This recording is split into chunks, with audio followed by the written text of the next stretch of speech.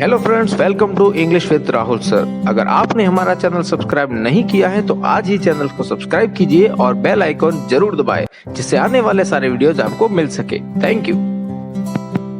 Hello friends, welcome to all of you English with Rahul sir. So today we are going to learn the tense in which we will learn the continue tense, past continue, present continue and future continue.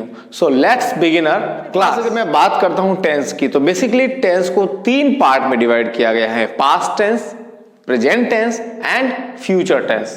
If I am talking about past tense, we can divide it into four types like past indefinite or past simple, second is past continue, third is past perfect and fourth one is past perfect continue.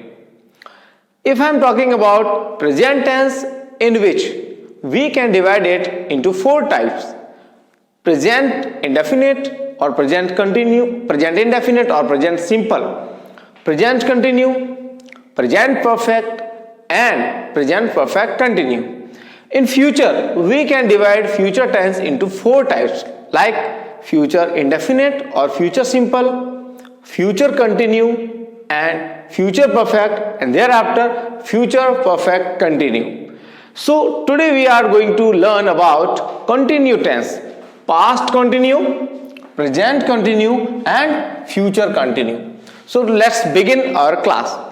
सबसे पहले अगर मैं बात करता हूं दोस्तों, first of all we will learn about past continue.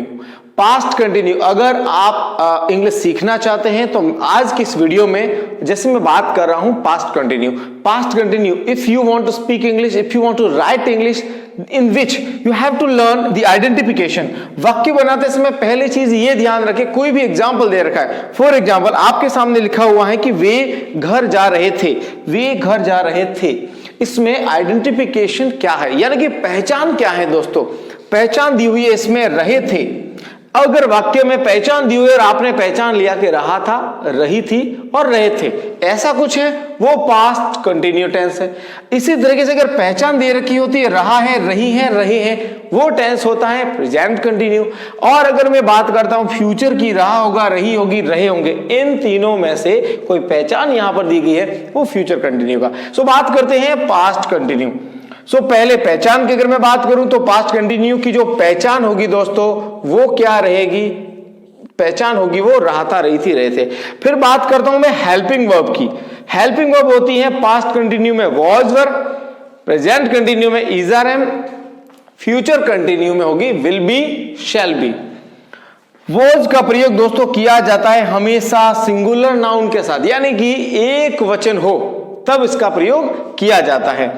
अगर बहुवचन की बात करता हूं मैं, अगर सब्जेक्ट हमारा बहुवचन है वहां पर, यानी कि प्लोरल है अगर हमारा सब्जेक्ट, तो वर्ब का प्रयोग सिंगुलर है तब हम बात करेंगे किसकी, वॉज का प्रयोग किया जाएगा.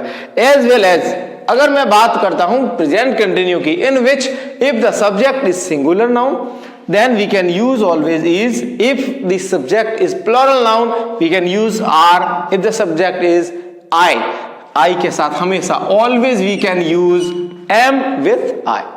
If I'm talking about future tense in which we can use always, if I and we is given to the sentence, I and we can use always shall be.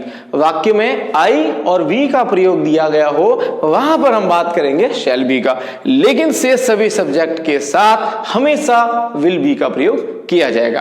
तो ये बात की हमने हेल्पिंग वर्ब की.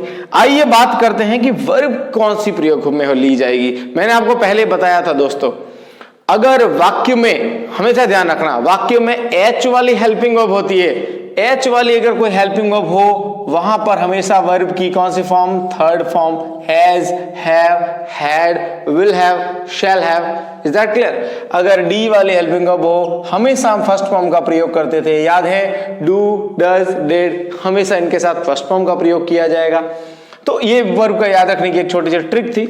जैसे मैं बात करता हूं वर्ब की, अगर वर्ब की पहचान करनी है तो वर्ब में देखिए, अगर किसी भी सेंटेंस में रहा दिया गया हो, किसी भी सेंटेंस में रहा, रही, रहे, वहां हमेशा आईएनजी फॉर्म होगी. तीनों टेंस में चेक कर लीजिए आप, आईएनजी फॉर्म का प्रयोग हो रहा है.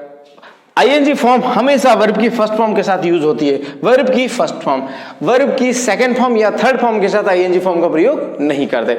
सो ये हमने बताई आपको। सबसे पहले आइडेंटिफिकेशन, पहचान क्या होगी, फिर वाक्य में हेल्पिंग वर्ब कौन सी होगी, और फिर बात करते हैं हम वर्ब की कि वर्ब कौन सी प्रयोग में ली जाती है। चलिए हम प्रैक्टिस करते हैं एक छोटे से एग्जाम्पल के साथ। हमारे सामने एग्जाम्पल दिया हुआ है, इस पर बात करते हैं। जैसे एग्जाम्पल दिया हुआ कि वे घर जा रहे थे। इस वाक्य में देखिए सब्जेक्ट क्या है, वे क्या है, प्लूरल नाउन, बहुवचन है, और रहे थे के हिसाब से हमारे हेल्पिंग वर्ब होनी चाहिए वॉज, वर्ब के अंदर कौन सी, वर, क्योंकि बहुवचन है। वे घर जा रहे थे। अगर आपको पता करना है कि सब्जेक्ट बहुवचन है कि एकवचन है, इसकी आइडेंटिफिकेशन पर जाइए। यह कह रहा था कि रहे थे, यानी कि बहुत सारे लोग होंगे वो जा रहे थे, तब बहुवचन है और वर का प्रयोग करेंगे। तो सेंटेंस का जो फॉर्मूला होगा, कभी भी वाक्य को चेंज कर रहे हैं हिंदी टू इंग्लिश, ये रहेगा फॉर्मूला दोस्तों। सब्जेक्ट हेल्पिंग वर्ब लेंगे, उसके बाद after that we can use always object, after that बीकेबी, यानी कि जो कुछ भी बच गया बाकी की भेजा हमारी, उसको हम वाक्य के अंत में देंगे। ठीक है, तो ये हमारा फॉर्मूला रहेगा वाक्य को इंग्लिश में ट्रांसलेट करते समय। सो वे घर जा रहे होंगे, तो सब्जेक्ट हमारा फॉर्मूले के हिसाब से चलते हैं। तो सब्जेक्ट क्या है, वे, और वे को इंग्लिश में कहते हैं दोस्तों दे का प्रयोग किया। फिर हमने प्रयोग करना है हेल्पिंग वर्ब। हमें पता है कि रहे थे में हेल्पिंग वर्ब वॉज या वर में से वर का प्रयोग होगा, क्योंकि वे बहुवचन है, बहुवचन के साथ प्लूरल नाउन यानी कि वर का प्रयोग किया जाएगा, दे वर। उसके बाद अगर मैं बात करता हूं हेल्पिंग वर्ब के बाद, जी हाँ दोस्तों, सब्जेक्ट हेल्पिंग वर्ब, और माफ कीजिएगा दोस्तों, हेल्पिंग वर्ब के बाद हम बात करते हैं वर्ब का प्रयोग किया जाएगा फॉर्मूले में।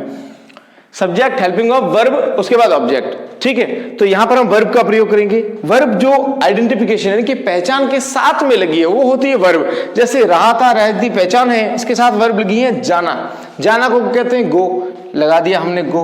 गो के साथ आईएनजी फॉर्म का प्रयोग, going, they were going. Object का प्रयोग करना है हमको, ऑब्जेक्ट क्या है, होम, तो हम बात करेंगे they were going to home.